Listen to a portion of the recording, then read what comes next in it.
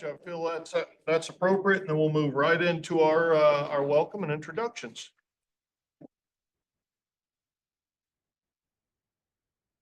Pledge allegiance Of the United States of America and to the republic for which it stands, one nation, under God, with liberty and justice for all.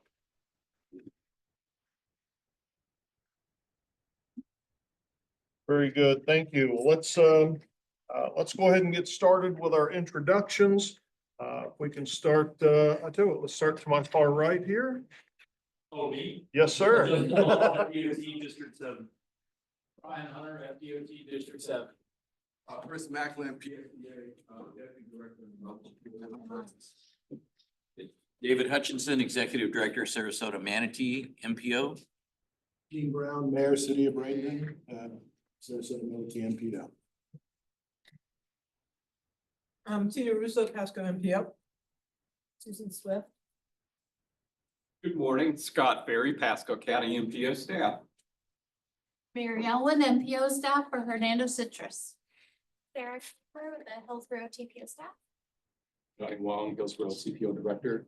Hi, I'm Temple Terrace Mayor Andy Ross and Hillsborough MPO TPO Vice Chair. Good morning, I'm Whit Blanton, Executive Director of Ford Pinellas. Jeff Kennard, Hernando Citrus MPO. Bob Esposito, Executive Director for Hernando Citrus MPO. Gina Driscoll, St. Petersburg City Council and Chair of Ford Pinellas. Hugh Gorman, Pasco MPO Executive Director. David Gwynn, FDOT District 7 Secretary. Elkin and FDOT District 1. Justin Willetts, Hillsborough Transit Authority, Direct Planning. Good morning, Brian Corday, TPO Executive Director. Stephanie Garcia, part of Pasco MPO staff. Lori Shutter, part of Pasco MPO staff. Good morning, Mary Beth Soderstrom, Central Florida Regional Planning Council. Valerie Ford now. All right, very good. Well, thank you. Hopefully everybody's had a chance to review the summary of the last meeting here. If there's any discussion, we can start that. If not, I'd be looking for a motion to approve that summary. We have a first. Second. And a second. All in favor, say aye. Aye. Aye, opposed? Passes unanimously. Go back and see public comment. Oh, okay, yeah, skipped right over that. I apologize, I skipped over the public input portion of this. Is there anybody from the public wishes to speak? Please raise your hand, DJ.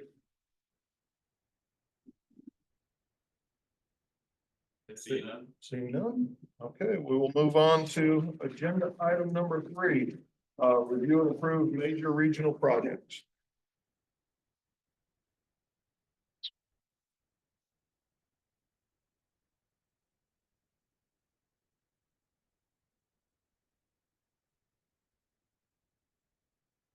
Good morning, SCTPA, Johnny Wong, Director of the Hillsborough TPO. This morning, I'm here to present you with our proposed list of 2024 major regional priorities. Oh, do I have to click?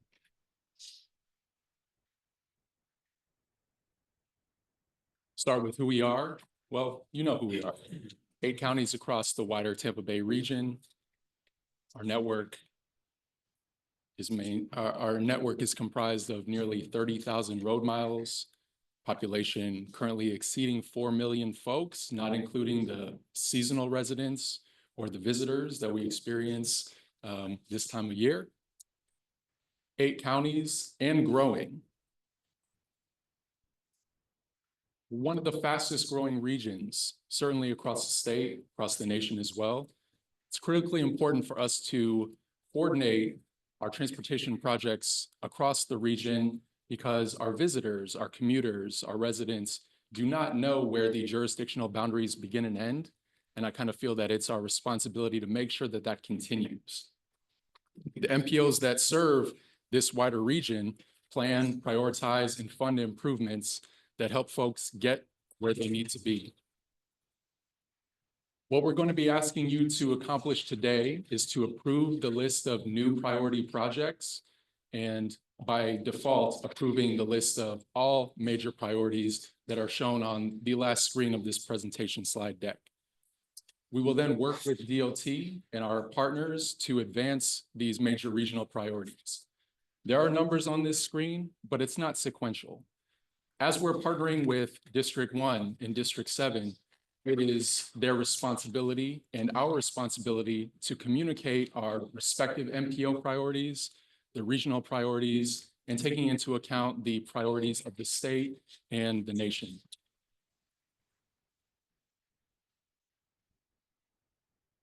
Going to quickly summarize some major regional priorities in each of our respective counties and then turn it over to my counterpart, Ryan Kordek from Polk TPO. I'll begin with Hernando Citrus. Some of its major regional projects that are found on this list include the US 41. Southern segments 1 through 5 of this longer roadway project are fully funded. Segment 6 is partially funded. 7 and 8 still seeking funding. In Pasco County, US 41 SR 54 intersection has right-of-way funded, still seeking construction. Yes, Can I interrupt you for just a minute? Can you go back to Hernando Citrus? yes, I certainly can. There's an important line right down there in the bottom. Now, my Hernando County brethren would be upset at me if I did not mention that the Pasco Hernando County Line Road project is on this list. That's long been desired to expand the capacity on there, and they were happy to hear it on the list today. Forgive me, how could I forget? We did have this identified, called out on a separate slide. I did want to draw attention to that because it's one of the projects we're presenting to you to add to the list this year. But of course, Pasco Hernando County Line Road. Within Pasco, US 41 SR 54 intersection has right-of-way funded, still seeking construction on that. Old Pasco Road from Wesley Chapel Boulevard to north of Sunny Drive, right-of-way and construction funded, completion imminent. SR 56 from Bruce B. Downs to Meadow Point Boulevard has construction funded. And because it is a project that comprises the boundaries, Pasco Hernando County Line Road also appears as one of Pasco's top priorities. In Pinellas, I-275 from 38th Ave North to 4th Street North has construction funded. That project is already on this regional priority list, as is 275 from 375 to 38th Ave North. Right-of-way is funded on that project. Another regional priority, the 4th Street Trail to Howard Franklin Bridge, construction is funded and that has been advanced. Jumping down to the bottom of the list, US 19 from 580 to Curlew Road is under construction. My TPO, Hillsborough, South Coast Greenway is part of the Gulf Coast Rail. Construction has been funded on that, as well as the I-275 frame project. Frame means that traffic ops will be implemented to enhance traffic flow without the need for a widening on that corridor. And if a widening occurs, it will work in coordination with it. Hart Heavy Maintenance Facility was an addition to this list last year. That is a structure that is woefully out of date, and it's critical to provide buses to serve Hillsborough County. And lastly, Florida Ave, Tampa Street, bus rapid transit is another regional priority which was added last year. I'll turn it over to my counterpart, Ryan Kordek from the Polk TPO, and then we'll close out. Thank you, Johnny. Good morning, Mr. Chair, members of the Alliance. Again, for the record, Ryan Kordek with the Polk TPO. My home county here, for the Polk County area, got several projects listed here. 2 of these actually, and when Johnny introduced this, one of the things that he talked about and is really significant is how these are respective parties for each of our MPOs and some longstanding parties that we've had in Polk County. The first 2 listed here. Good news here is that the State Road 33 at I-4 interchange, or what we call Exit 38 in Northeast Lakeland, construction's funded. It's actually going to be starting, I think, within about another month or so, along with I-4 beyond the ultimate from US 27 to Champions Gate. So anybody that's from this part of Florida and you've been trying to traverse Interstate 4 and you're going to Orlando, you've probably stopped or at least slowed down on that portion of I-4 in Polk County. My point in all this, those are both moving Florida forward initiative projects. And again, they're now funded. They represent nearly $1 billion worth of investment just in our county. And again, we're really appreciative of LK Nandum, District 1 Secretary, and all the efforts of FDOT and of course, Governor DeSantis to approve those projects. It's just an example of how these regional priorities can get funded, why these regional lists that we do here are so important. I won't cover all the projects here, but there's a few other listed here on State Road 60 in regards to a rail crossing, an intermodal center that's currently in PD&E. We're seeking design funding for that right there in downtown Lakeland. And then one of the new projects I'll end on is State Road 60 widening in eastern Polk County between County Road 630 and US 441 in Osceola County. And you may think, oh, well, US 441, I don't hear us really talk about that road here much. It's outside of our area.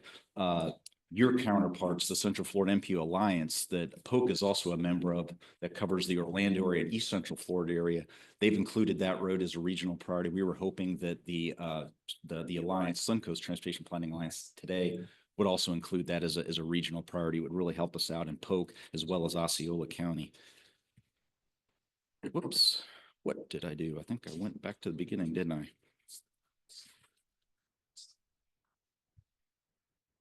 Sorry about this. It's like we're working out of Adobe, not PowerPoint. Okay, Sarasota Manatee, our comrades and friends in the Sarasota Manatee area.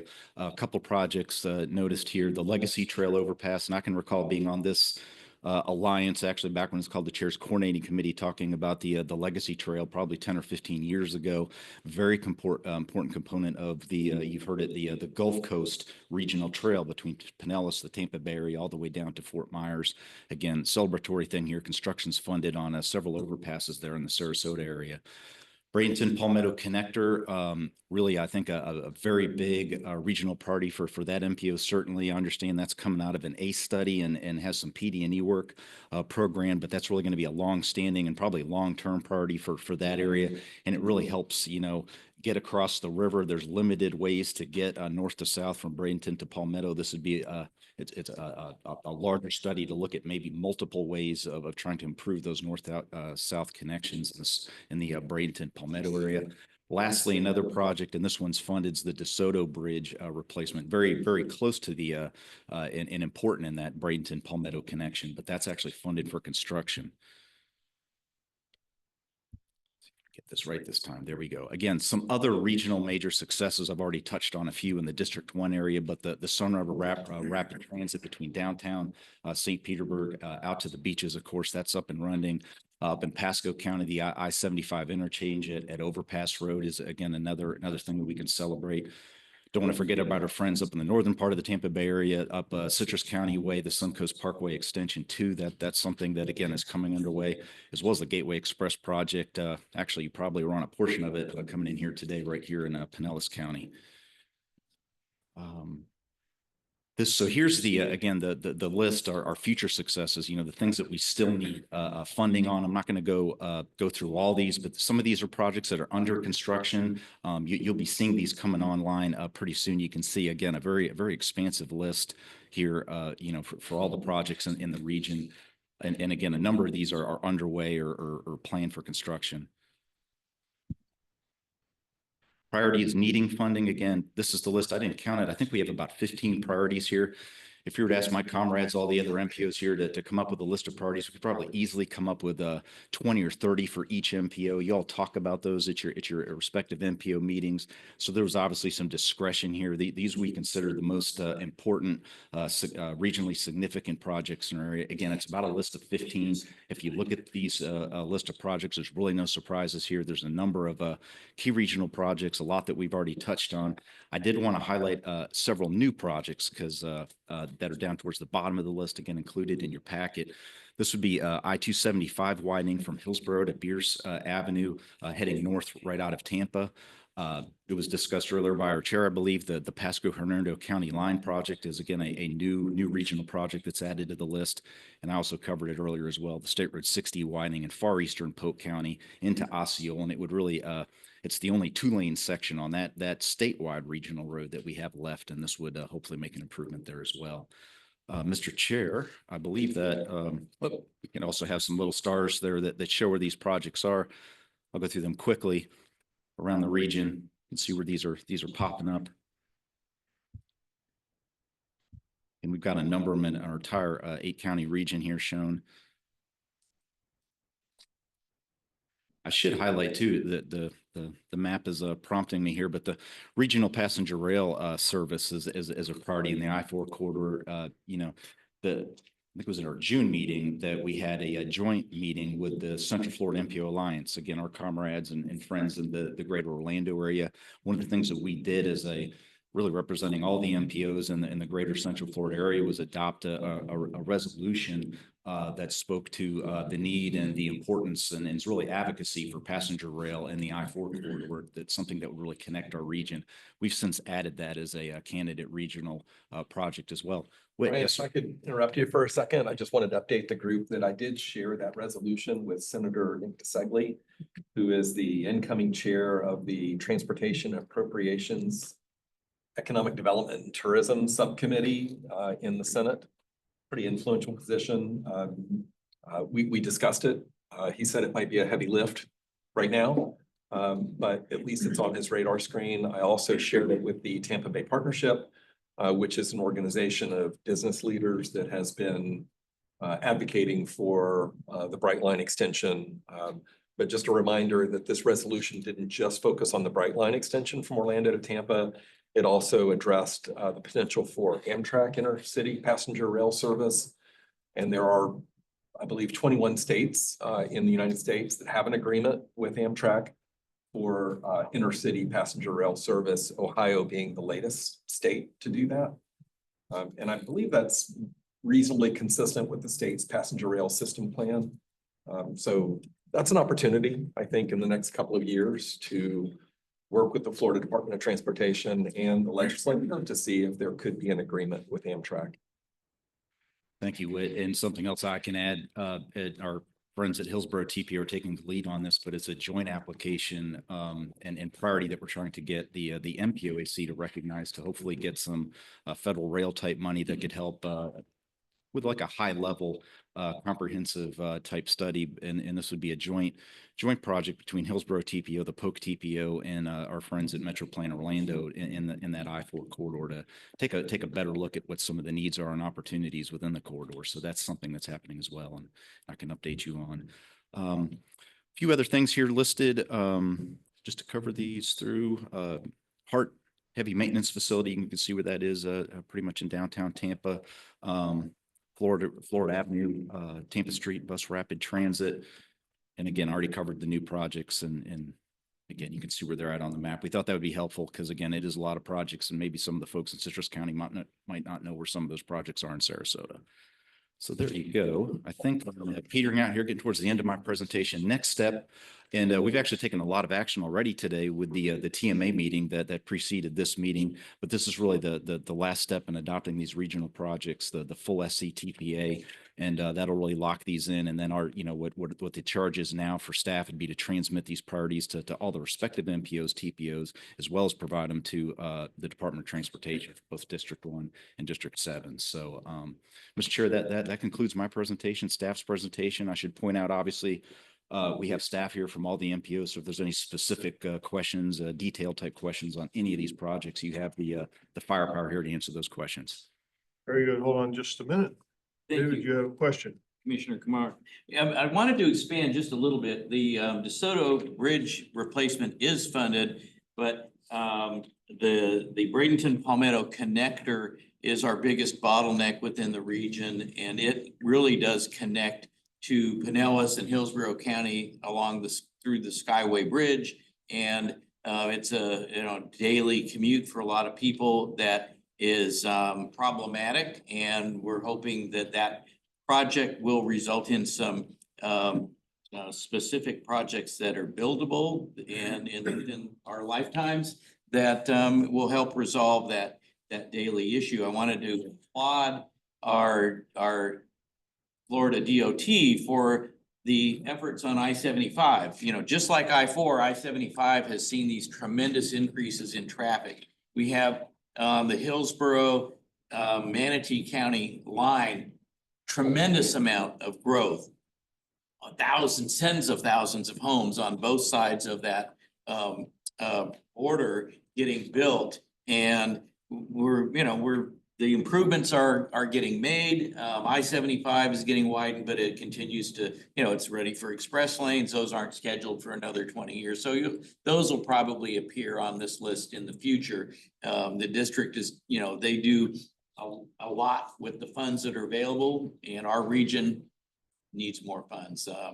The rail corridor to I-4, once it gets to Tampa, at some point, those private sector and public partnerships are going to want to head south. They've said so. So we'll need coordination along in that I-75 corridor of how will you get rail further south. And so that's something that we hope that the state will continue to support looking at. And the District 1 MPOs have applied for a study through the state rail system to embark on that, to take a look at what the needs are and how it might be implemented, maybe not in our lifetimes, but certainly in the future. Thank you. Very good. Thank you.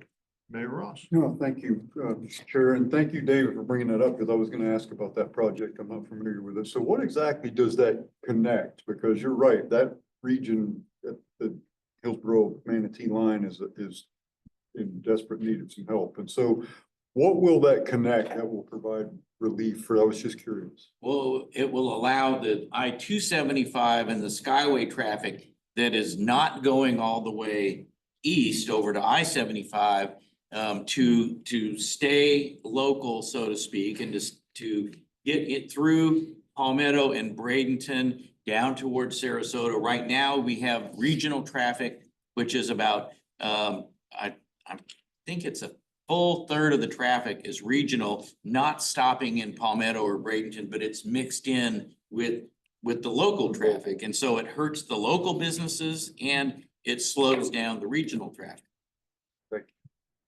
Very good. Thank you. Any additional comments, questions, discussion? No? Okay. So this is an agenda item that we need to approve the addition of the new priorities. The addition, well, there's 3 new ones on there. I'd be looking for a motion to approve the regional priorities list. Move to approve. Second. We have first and second. All in favor, say aye. Aye. Opposed? Motion passes unanimously. Okay, we'll move on to agenda item number 4, Regional Van Pool Program.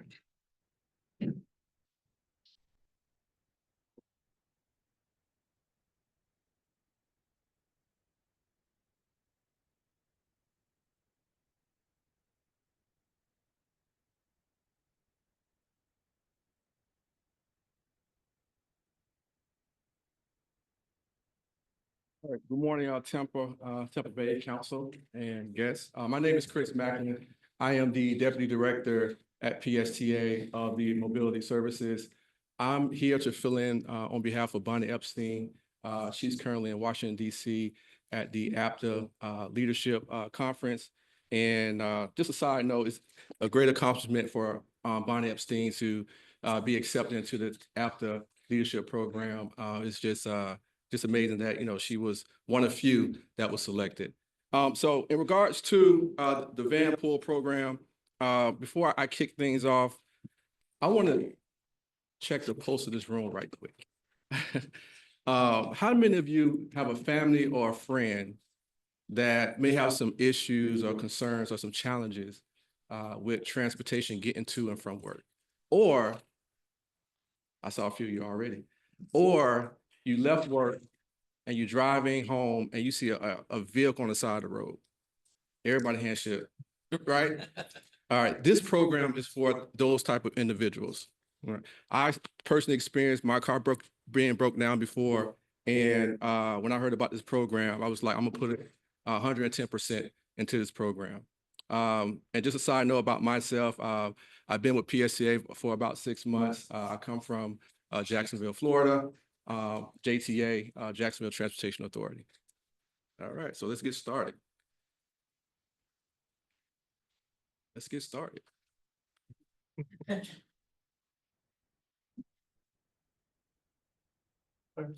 Space? Okay. Oh, there you go. Okay. So I always want to, whenever I present, I always want to give you guys some history about the program. As you may know, prior to PSTA taking ownership of the Vanpool program, T-Barter had it up until last year, December.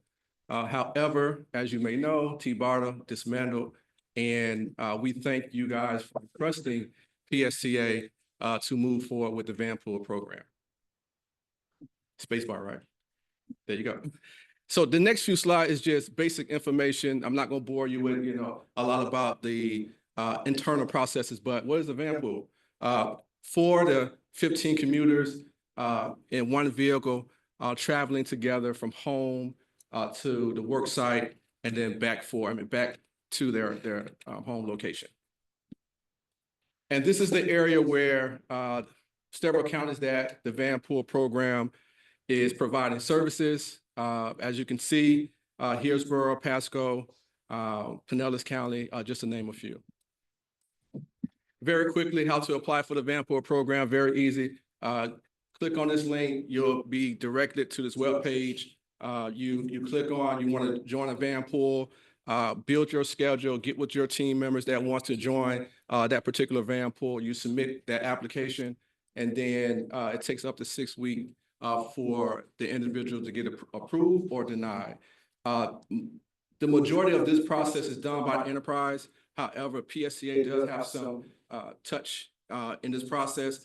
Once someone is about to be approved or once someone is approved, and before they get on the road, we actually go out and meet the participants, meet the riders, ask a few questions, and then they are released to continue with the program. Now, you may see that a big number right there, 5.1 million. Of course, funding comes for FTA. What we noticed when we took ownership this year, January 1st, of the Vanpool program, that T-Barter, since 2019, didn't spend some of the funds. So you have 2019, 2020, 2021, up until 2023, which was almost $5.1 million. And what happened here is that money got split between these 3 organizations, which PSTA took most of, or received most of the funding of that 5.1 million. This slide right here, I did rename this slide. It was a subsidy title, but when you think about Vanpool, I think about more of the commuters and the people and getting them to work. So I renamed this workforce development because that's one of the main focus. We want to be able to get these individuals to work that's having challenges with their personal vehicles or just challenges in general to get to work. So we're providing a service for individuals to ensure that they are making quality income and being able to be transported through a Vanpool. However, PSTA, we subsidize $500 per vehicle per month in regards to the Vanpool. And why support it? I just stated it. We are taking the lead, we're taking the charge of this program since we had it January 1st to make sure that we get the message out and that individuals are grouping together to use the service from home to the work site. You may be thinking about the fare, like how is that, put together? Enterprise has a magnificent app that, for instance, if one-way trip is $27, this app divides that $27 and it say if there's 4 individuals that's on that particular vehicle, each vehicle will pay $7 for that one-way trip. So, but the total trip is 28, I'm sorry. You divide that by 4 and that trip will cost $7 per rider. What if there's only one? If it's $28?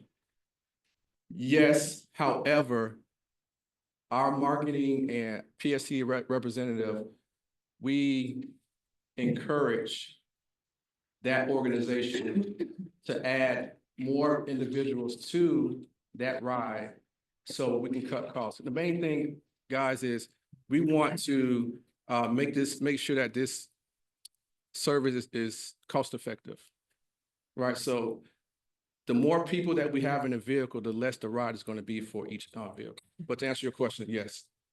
Yeah. But we haven't had that yet since PSTA took ownership of it. So that's great. Operations, mainly Monday through Friday. That's mainly the operation for the Van Pool program. I'm excited to say that we have 238 vehicles currently on the road right now. Over 1,100 riders using the program as of we speak today. And we take it very seriously. I was trying to use the right word, take it very seriously with compliance. We use the same operation cap that we use for PSTA in regards to the van pool. So no accidents, that's great. And there's other things that we monitor daily to ensure that the safety of the individuals are being administered. And you may see the ridership number with T-BARTA, October through December was a little over 106,000, but look at fiscal year 25. Once PSTA took ownership of it. And this is only through the third quarter, already 347,000 riders, okay? And that's like a 10%, 15% increase. So the program is growing since PSTA took ownership. So some of the work sites that the program is there is the Hotel South Tampa, we have the VA Tampa, the Federal Correction Institute. So these are facilities, organizations that are participating within the Van Pool program. Any questions so far? Okay. Benefits, one of my favorite slides here. Self-explanatory. We want to increase rideshare. We want to, as much as possible, remove individuals from their personal vehicles, encourage them to join the Van Pool program. That's going to reduce traffic. That's going to ease the burden of on their wallets. Refer a family or friend.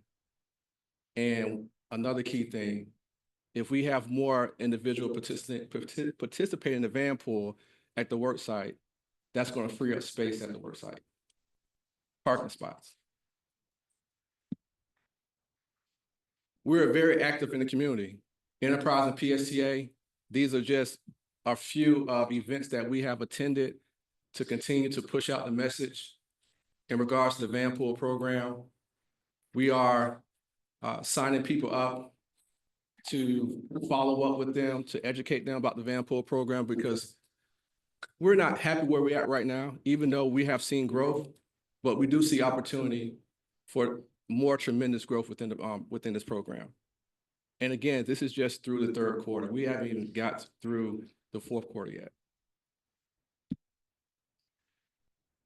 Whenever I present, I always want to provide testimony. So we check the post with the agencies, we check the post with the individuals. Operation New Hope stated that working with some of the inmates that work there, Van Pool have gave them a second chance. James A. Haley currently right now has reduced 477 parking spots up to date. And then the Florida Department of Health believes many employees would benefit from the program. So what are some next steps? I know you guys were going to look and say, hey, what's next, Chris? We want to make sure that we continue to explore ways to enhance and expand our services. What does that mean? Marketing is going to play a huge role into the growth of this organization and this program. We want to continue to partner with small businesses. That's the second step. Local businesses. Have them help us create marketing strategies, put signs out, utilize websites. we want to continue to promote the van pool so we can continue to grow this program. Awareness, very key, community awareness. As we continue to attend these events, push out the program, push out our strategy, we believe that this program will continue to grow as we speak. And last but not least, this may not be a perfect service, but we want to reach out to the customers, our riders, and identify issues and concerns to grow this program, to improve the program. So we're not leaving the actual riders out of this process. And how you find more information, here you go. I actually put my information on here, my number and my contact information in case you have any further questions. That concludes my presentation. I open the floor for any question. Very good, thank you. Any questions? Yes, sir.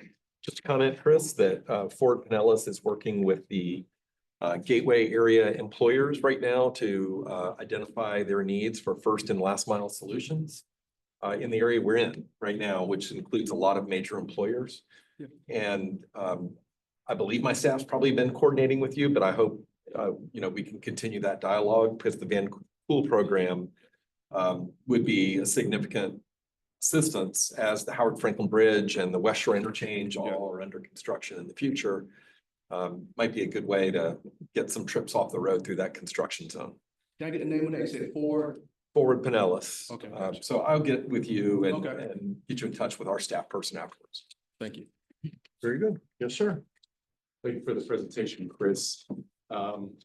When T-BARTA was operating the service, they had reached out to Pinellas, Pasco, I believe Pasco and Hillsborough MPO for funding. And graciously, PSTA agreed to take control of that service when T-BARTA dissolved. I noticed that the first step on the previous slide was to seek ways to improve and expand the service.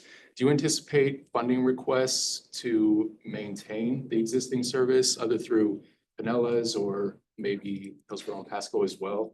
I must ask because I don't really know if we've received a request for funding since you all took it over. I believe we're still studying that process. If we may need additional funding or things of that matter. I think that as of right now, we're pretty good with funding, but to answer your question, I'll definitely take that back internally to see if we're going to move forward, if we need more funding in the near future. Thank you. David. Thank you. I just wanted to add that District 1 has a commuter van pool program also. Our MPO works with the district. We have quarterly meetings with both transit agency and from Sarasota, Manatee counties, and also with our airport. And we've at every one of those quarterly meetings, we coordinate with the van pool program and look for major employers and try to find some ways that we can contribute to congestion reduction. The transportation demand management folks are involved, and we're seeing some success. Always challenges, but we appreciate that and the model and what you were doing Yes. to the north, and now we're following suit and seeing good success thanks to Elgay and his team. Very good. Anything else? Any other questions, comments? Yes, sir. Just offer a suggestion, maybe in Hillsborough TPO, we've heard from some members of the public that they're a little bit, the public is sometimes reticent to utilize transit because of the reliability issue, especially if you're hopping on a bus or a van to get to work in the morning. Folks are worried that, hey, if I don't get there by 8 a.m. to punch in the clock, I might be punished. Have there been any initiatives working with the major employers to say the employers can offer an incentive to the workers that if they're using the van pool or if they're using transit services and they happen to be 5 minutes late once in a while, it's not a big deal? That's a great question. That's part of the application process. So that's noted on the application, not exactly like that, but when we are meeting with the stakeholders, we are doing that educational process. There's some opportunity for opportunities like that for them to have like a grace period of 5-10 minutes, things of that nature. But yes, that was brought up 6 months ago when I came on board with PSTA, one of the things that we wanted to address. Great. Thank you. Anything else? All right, very good. As most everyone, if not everyone here, thank you very much for the presentation. As aware, just prior to our meeting, TMA leadership. TMA had a meeting in here, and my understanding is Councilmember Driscoll is going to give us an update. Yes, thank you. So earlier today, the Tampa Bay Transportation Management Area Leadership Group met, and I'll just give you the highlight reel, if you will. There was a lively discussion about our major regional priorities that ended with the approval of that priority list, which you saw earlier in our meeting here. And I, for one, want to thank everyone for being supportive of that. We also received an update on the MPO merger and developing a regional MPO from Whit Blanton from Forward Pinellas. He reviewed the regional scope and the timeline for moving forward with that. And then we received a presentation from the city of Tampa on their regional infrastructure accelerators program, which was very interesting. And I do recommend checking that out for inspiration if you have a chance. That is all I have. Very good. Thank you. Any comments?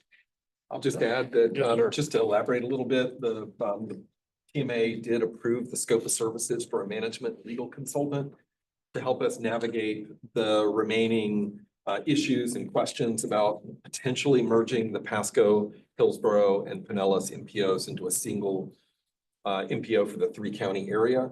I made it real clear to the board this morning that today was not a yes vote to merge. That vote would probably come in sometime in the next 2 years. And we're looking at maybe a 2027 or 2028 timeframe if there continues to be support and understanding of that process. But we're on our way. And so Yeah. we're probably going to be meeting more frequently in 2025 as the consulting gets underway and starts bringing back some models and ideas about how to stand up that organization. Just to clarify that. Very good. Thank you. Yes, sir. Just a quick question on that. What would be the benefit to the merging of the three? So the benefit, and I think Secretary Gwynn could probably speak to this as well, but generally it helps us to compete better for discretionary funding, discretionary dollars. Some of the larger projects, whether they're state funded or federally funded, depend on strong regional alliances. And we've got one urban area that's served by 3 MPOs. So Sarasota Manatee is an urban area that's served by 1 MPO for 2 counties. Orlando is one urban area that's served 3 counties that's served by a single MPO. And it creates a little bit more of a consistent, clear voice on what your regional priorities are.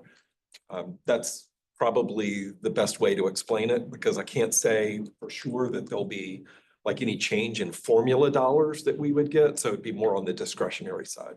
So why would we not include Sarasota Manatee? Well, that's up to, the Sarasota Manatee Board, if they would like to be incorporated. And I'm not advocating either way, but I'm understand. just saying, Yeah. I've thought there was a lot of times that when I served on the Tampa Bay Region Planning Council 7 years ago, when we had 10 meetings and 8 of them, we didn't have a quorum. Right.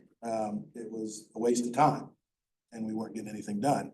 But I just think that if there is some ways to collaborate, now you say we probably wouldn't get any more money regionally, but would it be better collaboration when we talk about these connectors and the Hillsborough Manatee County line, different things? Sure. Because we see that, sometimes that collaboration, and then we also see how, and I just heard about this meeting this morning. There seemed like there may have been some controversy in it because the counties were, we want to get our stuff, we want to get our stuff. And we have that once in a while in Sarasota Manatee as well. But if we can work together to get more and get it done quicker, then there may be opportunity there. Well, as you know, in the MPO world, partnerships are incredibly important and collaboration is incredibly important. I think, you're in a different FDOT district than we are, so that would be one consideration.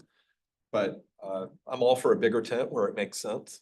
But I think it's been such a struggle to even get to this point with the three. I'd like to see how this plays out, but we can certainly keep Manatee County in mind for that. And again, I'm not advocating for Yeah, that. I I'm just understand. advocating for sometimes less is more. Yeah. When you can get more. Right, absolutely. If I could add, we were tasked by the legislature to study the potential for a regional MPO that did include Pasco, Hillsborough, and Pinellas counties. So that started the process to look at it. It was legislatively mandated.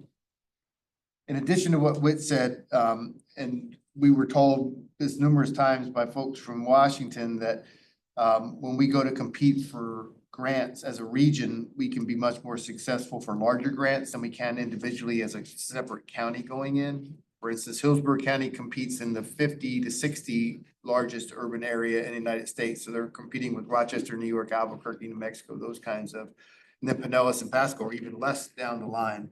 But as a region, we would be in like the top 15. So we would be competing with Seattle, Denver, large metropolitan areas that bring a lot more, I would say, political clout and population to it. So that's one thing. The other thing that we were wanting to look at was, I think it was brought up in the meeting, most people, businesses and residents don't really care where the county line is. I mean, if you work in Pinellas County and you live in Hillsborough or vice versa, you really don't care but you hope that somebody's saying, is somebody making sure we can get between the counties efficiently? And so sometimes what would happen with three separate MPOs was that the connections between, say, Pasco and Hillsborough, or between Pinellas and Hillsborough, were not seen as the individual MPOs as important as perhaps something that was more central to the county. And so the thought is the regional MPO could help to not only look at what's important in each one of these particular smaller communities, but also look at the larger regional connections, which is something that the TMA kind of does, but the TMA really doesn't have the power of an MPO. So that was sort of the backdrop. Well, and I'll expand off of that too. Most of our issues in the city of Bradenton aren't city of Bradenton issue traffic. It's the 35 to 40% of the traffic that is trying to go from Pinellas to Sarasota because they don't want to go to the interstate. They don't want to spend that extra time because it's bottlenecked. So now they're going north and south over our DeSoto Bridge, which is the Palmetto Manatee or Bradenton connector. But if that's somehow not there, our east-west traffic moves 40% quicker, or 35, whatever, we want to say. But those are the things that still we tie in with it. So how, I know got to be different maybe, but also that's what this is about here. So I think there's opportunity not only to build that, but also then to build the subset of what the others do, since we're all in the same region here. Yep. I mean, ultimately, we may all be in one MPO if we're taking it one step at a time, but LK and I collaborate a lot. For instance, we just recently talked about an interchange in the southern part of Hillsborough, northern part of Manatee. How do we get something perhaps in there? It wasn't necessarily on the radar a few years ago of the MPO in Hillsborough, but now it is because of the communications that have occurred between Manatee, Hillsborough, the DOT districts working together to say, okay, there is probably a need in that area for something to help mobility down there. So I think those opportunities will come up for sure. Thank you. Thank you. Mr. Chair, if I may. Yes, sir.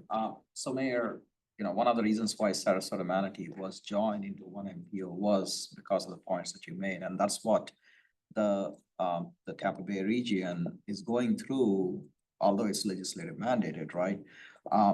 But if we have regional issues that you mentioned, which is the connector, that's why the connector was, that particular study was started.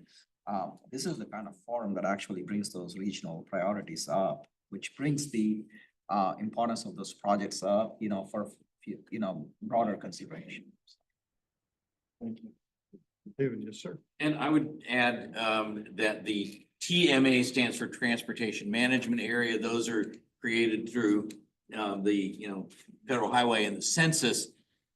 When they redo the census, they identify urban areas and the overlap.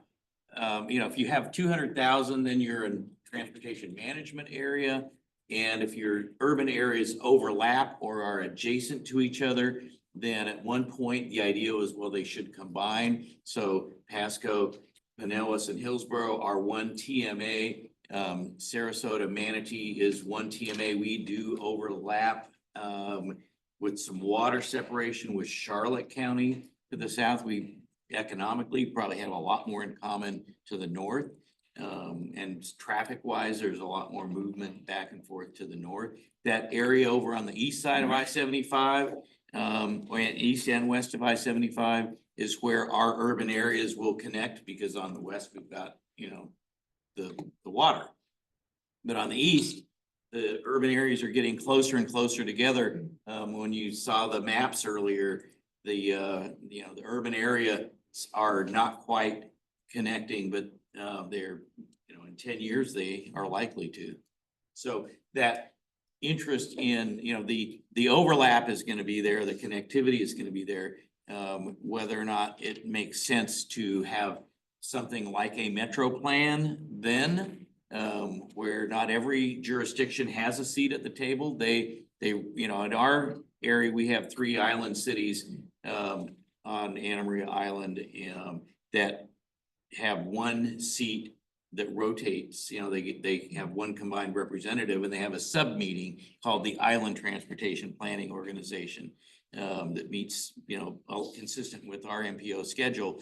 In Metro Plan, they have a council of mayors from some of the smaller cities, and they have, joint representation on the bigger MPO board. It's still complicated.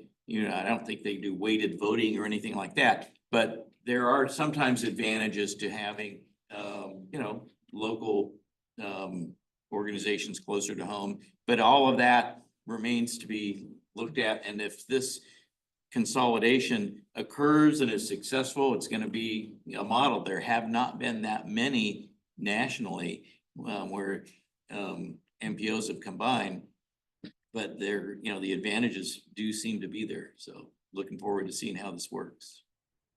Very good. Thank you. Any additional comments? All right. So let's move on to our 2025 meeting dates.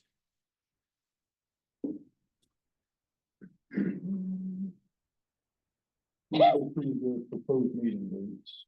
We have a motion to approve the dates. Is there a second? Second. We have a motion and a second. Any additional comments? All in favor, say aye. Aye. Opposed? Motion passes unanimously. Okay. So we will move on to agenda item number 6, other business. I'll start by distributing some flyers for our Gulf Coast Safe Streets Summit. Back in 2023, Hillsborough TPO volunteered to lead this year's summit. It was originally scheduled for mid-October. We had the hurricanes, which disrupted that, so we were forced to postpone. We do have a new meeting day. Port Tampa Bay was more than gracious in working with us to reschedule at no additional cost, thankfully. So that new date is February 13th from 1 p.m. to 5 p.m. All of you have been invited. Some of you will be participating as panelists, but that should be a good day. This event has been going on for a number of years, and it's a really great opportunity to showcase the successes that we've had building safety into our network, but also identifying the challenges that we face, and the goal being to collectively brainstorm some solutions to overcome the real tangible problems that we face in the Tampa Bay area. Thank you. All right, so before I ask for a motion to adjourn, is there any additional comments, any discussion from the board? None, I would entertain a motion to adjourn. We have a motion, second. Meeting is adjourned. Please help yourself to refreshments. Thank you. It's very good. Thank you.